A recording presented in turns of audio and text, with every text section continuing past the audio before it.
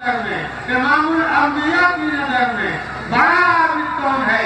اللہ کے رسول جناب محمد صلی اللہ علیہ وسلم نے ارشاد فرمایا اتقی المحارم، حرام سے اپنے آپ کو بچاؤ۔ کس سے بچاؤ؟ حرام سے اپنے آپ کو بچاؤ۔ تکون اعظم الناس، تم لوگوں میں سب سے بڑے عابد بن جاؤ۔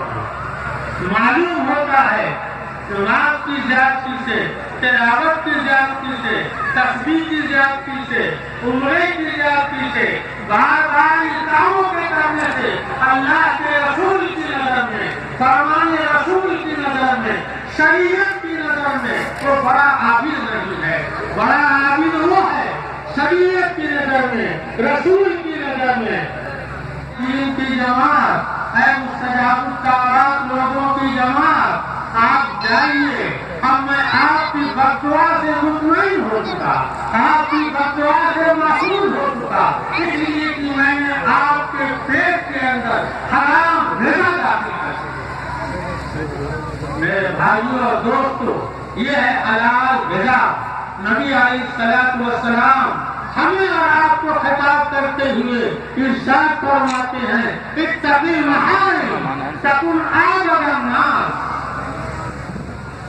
اپنے آپ کو حرام سے بچاؤ، تم اللہ کی نظر میں، شریعت کی نظر میں، فرمان رسول کی نظر میں، اللہ کے رسول صلی اللہ علیہ وسلم کی نظر میں تم سب سے بڑے عابد، سب سے بڑے زاہد، سب سے بڑے متقی، سب سے بڑے پرہیزگار بن جاؤ گے۔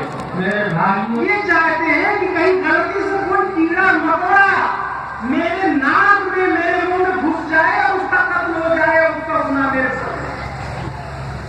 وہ ایسی سبزی نہیں کھاتے جو پتے دار ہو، ممکن ہے کہ پتے دار سبزی کے اندر کوئی ہلکا پھلکا باریک کیڑا چھپا ہوا ہو جو پکانے کے وقت جل جائے اور مر جائے اور بلا وجہ جو ہے یہ قتل کا گناہ ہے اور ہتیا